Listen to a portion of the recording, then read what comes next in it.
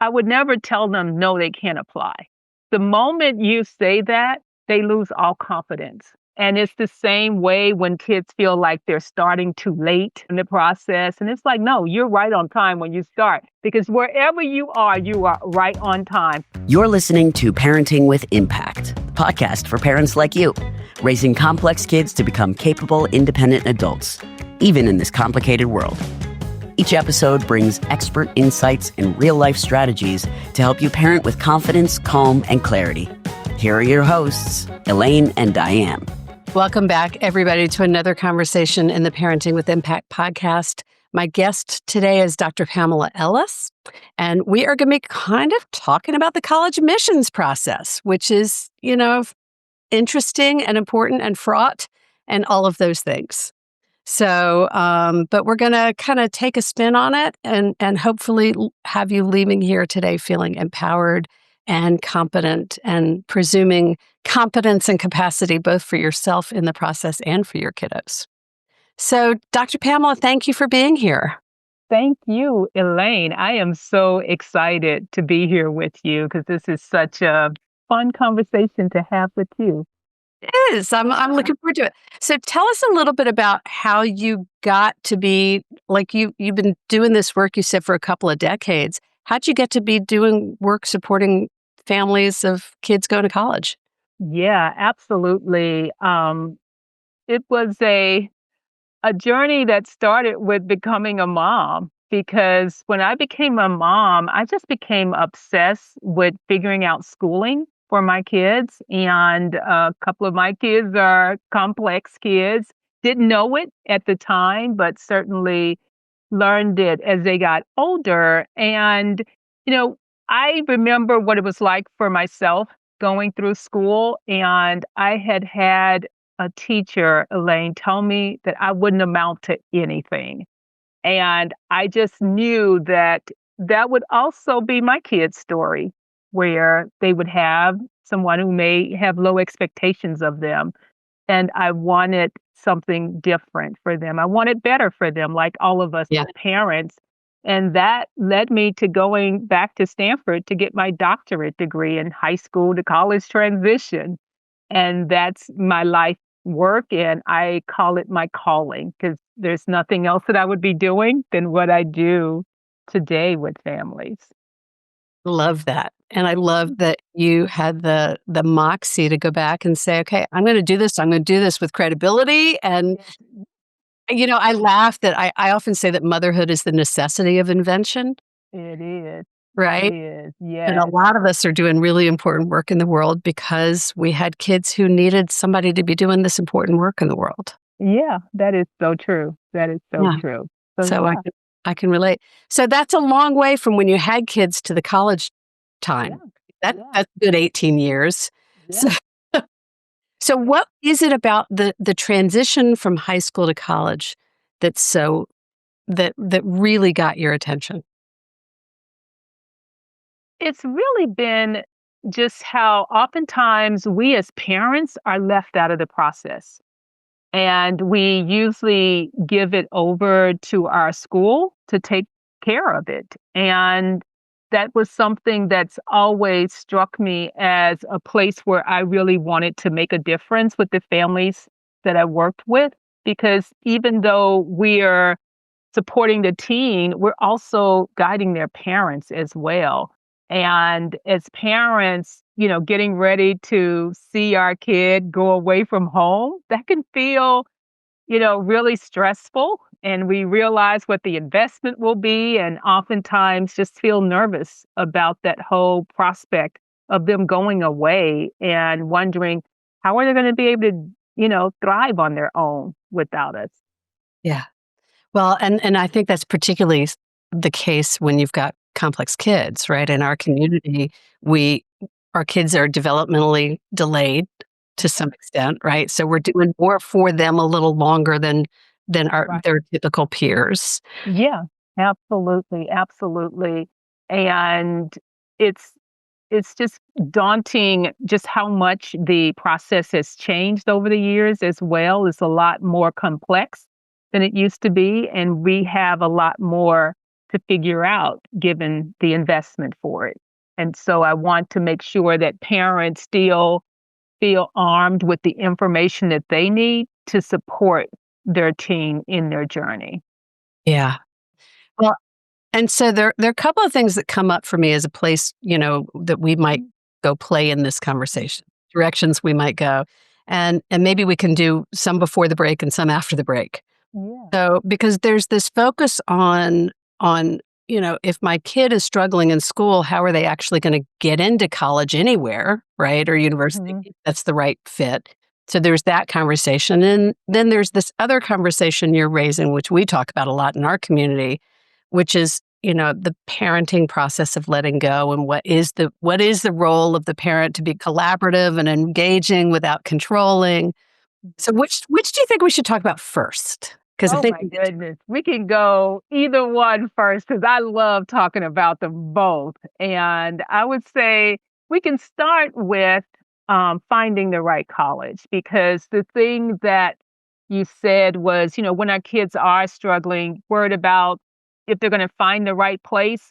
And that's where I always like to share with parents that there are dozens of colleges out there that are a great fit for their teen. And it's oftentimes that we know a few colleges locally, or maybe we know brand name colleges, but we don't often start the process with our kids. We started with thinking about the colleges. we And started in our so, heads, is what yes. you're really saying, right? Yes, absolutely. And I always say start with the teen.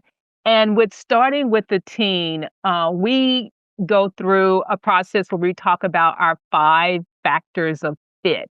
And that's something, that parents can think about and an exercise they can do with their kids with thinking about these 5 factors. And so starting with those first and then looking at colleges. And I'll share briefly what they are. So the first factor is academic.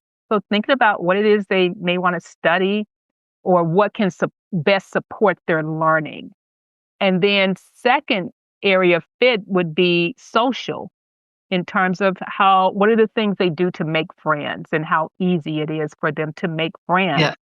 Thirdly is the financial fit. So what is it going to take for college to be affordable for your family?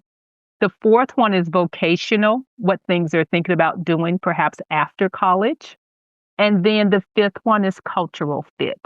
And so what will it take for them to have a sense of belonging and thinking Yeah. about their own identity as well? And so when you think about those 5 factors, that opens it up for dozens of colleges that can be a great fit. Yeah. Yeah. So a couple of different things are coming up as I'm hearing you say it. Part of it is I'm kind of reliving that experience with one of my kids in particular, who Mhm. was very anxious about the process. Even though Yeah. she was actually a great student, she was really anxious and delaying the process. And so we sat down and we kind of looked at unintentionally most of these factors. Yeah.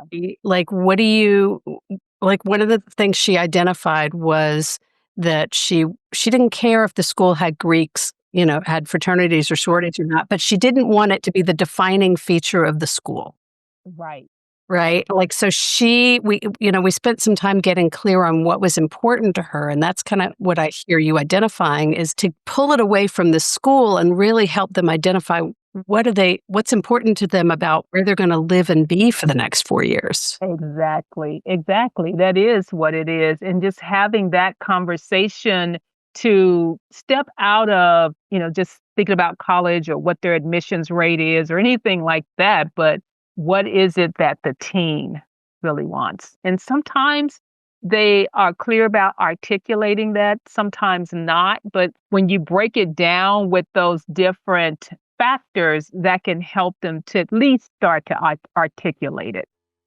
Well, and the other thing that comes to me is when I think about when we've got complex kids, very often we have a tendency to shut down what's possible for them because we're afraid they won't be able to be successful in it, right? Right, right, and that's where letting go comes in. Yeah, which we're gonna get to. But in this framework, like when a kid as, I remember supporting a friend's kid many years ago who wanted to be a veterinarian. Well, now I knew the likelihood of this kid actually academically making it all the way through was pretty slim, if I was honest. But that didn't mean I wasn't going to hold her vision of wanting to be a veterinarian Right. and support her in that process and help her write her essays to that, because that was her vision. That's what she wanted. And that was compelling her. And Mhm. so there's a piece about helping them see what they want and then helping them believe it's possible.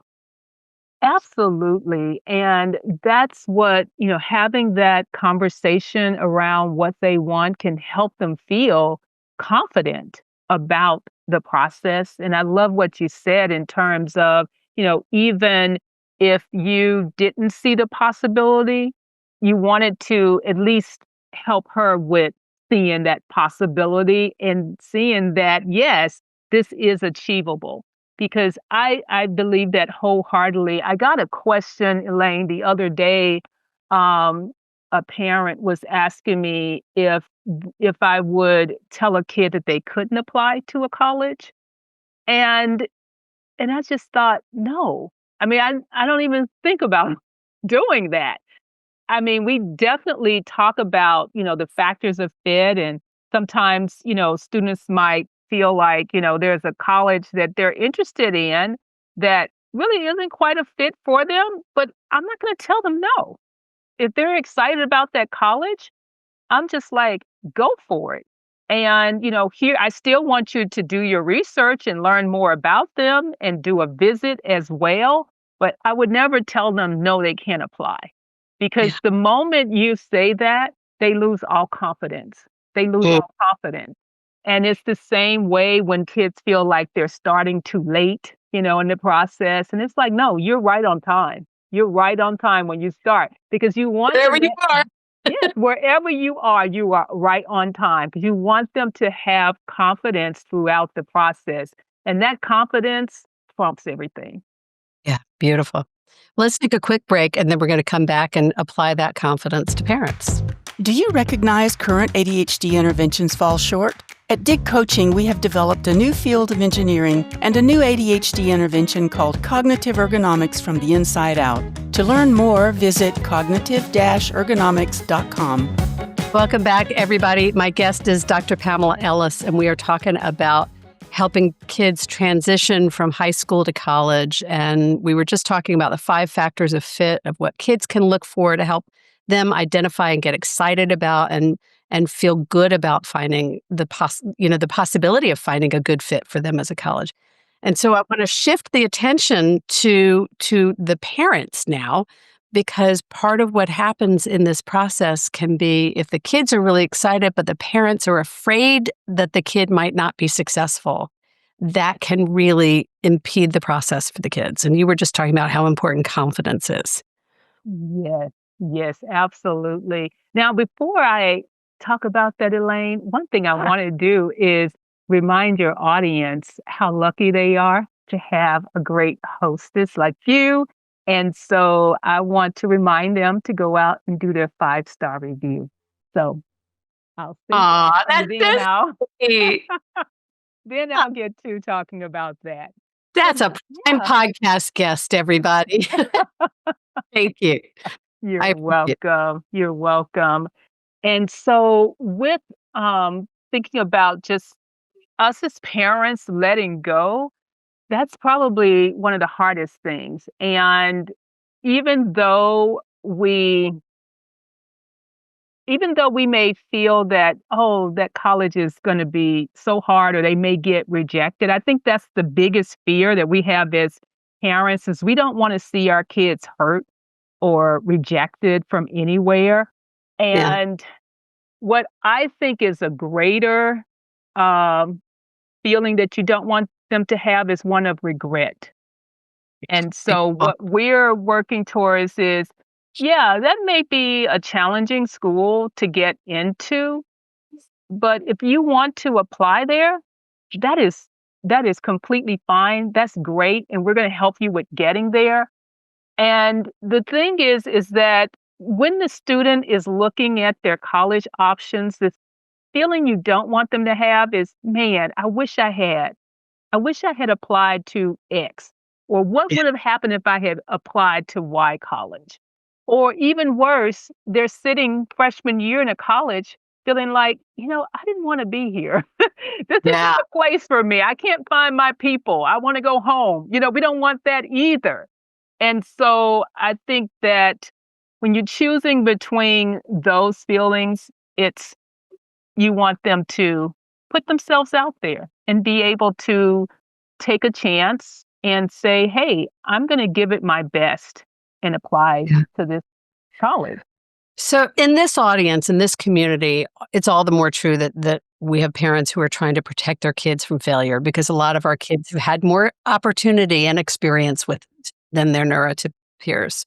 And so I think one of the things that I've noticed in the last 10, 15 years that has surprised me has been how many schools there are out there and how many options there are and how many kids that you might have said this kid has been a straight CD student, or this kid hasn't scored well, or this kid has had a hard time going to school, which happens a lot in our community, that these kids, their record does not reflect that of a stellar student. And so we think, well, then they're never going to get into college.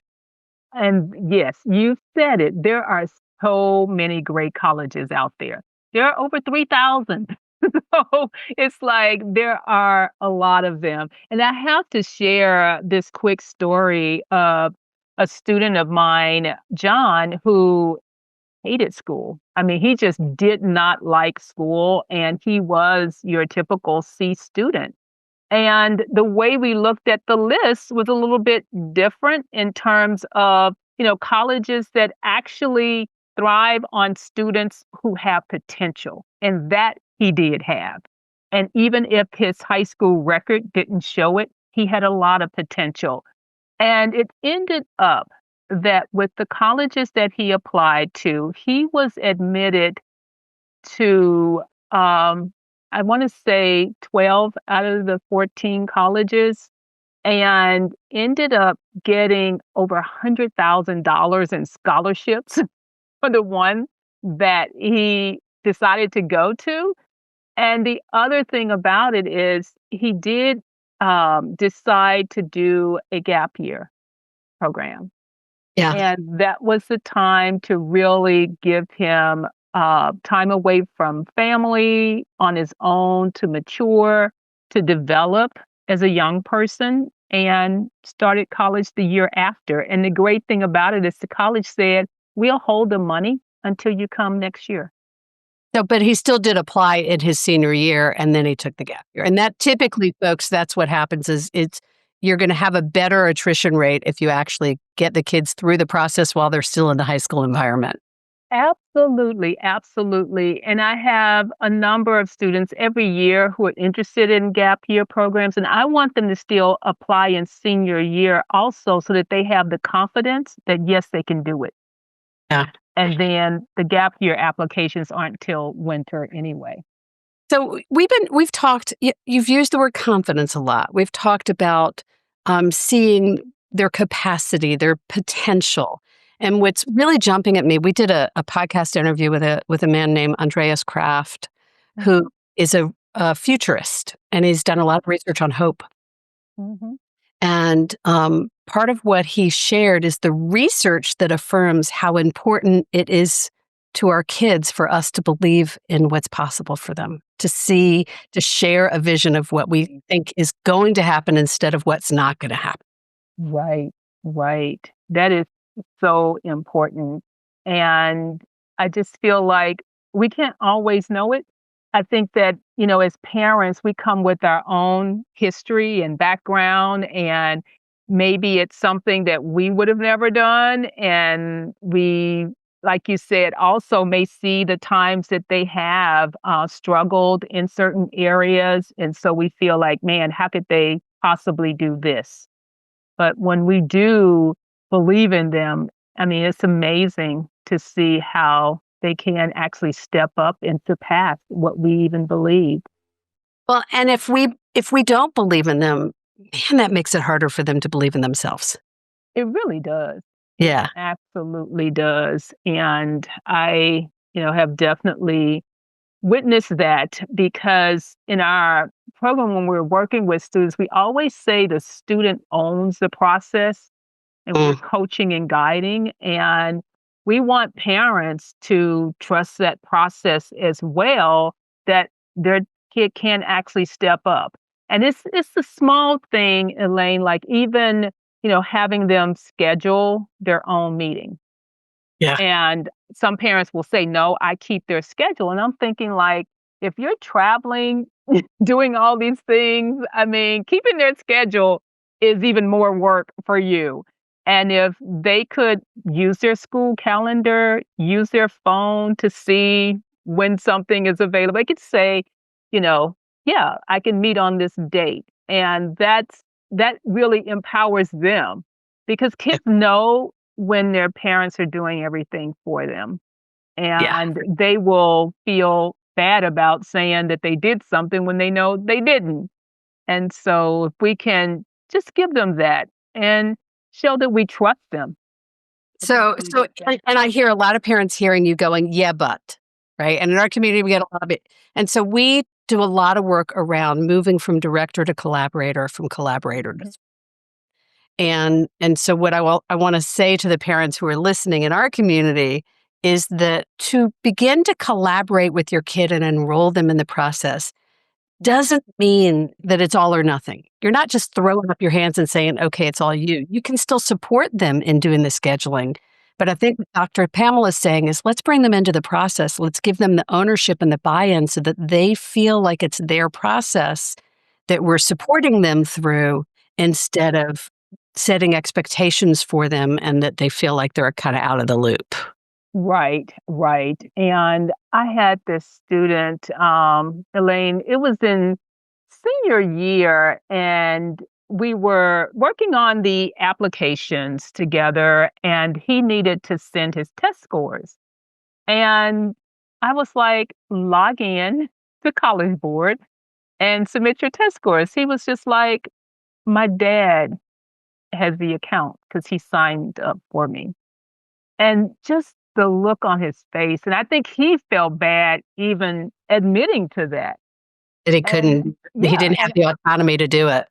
Yeah. right. And I mean, I just kind of felt hurt for him in that sense. And like you said, it doesn't mean, doing it all. And maybe it's, as part of being a collaborator, it's sitting down with them and letting them RSVP for the campus visit. Because in that RSVP for the campus visit, it asks them questions about what they're interested in. And we don't want to assume that we already know that. And then the other side of that is that sometimes when they're registering for that campus visit, that becomes their login for their application. And so Exactly. that means that anytime they need to log in, they need to contact Yeah. us to do it. And, Yeah. we want them to feel empowered and I'd say feel that we trust them Yeah. to own their process and be able to make good decisions about their use of, whatever account they have. They're not going to go in and start setting a lot of SAT dates Right. and charging them to our card, so letting them have their own account. Love that. So we need to start wrapping the conversation. I have another question I want to come back to, but let me just remind everybody, our guest is Dr. Pamela Ellis, and you can find out more about her. We'll have her LinkedIn profile in the show notes, as well as you can find her at compasscollegeadvisory.com. So if you want more resources, she's there and stewarding young people, including complex young people, through the process. As we come back, I want to ask: is there anything we didn't talk about? Usually, that's my final question, but I want to pose something to you. Actually, what I used to do to my kids, and what I have guided parents through many times, is to start the process with what I call a look and see tour.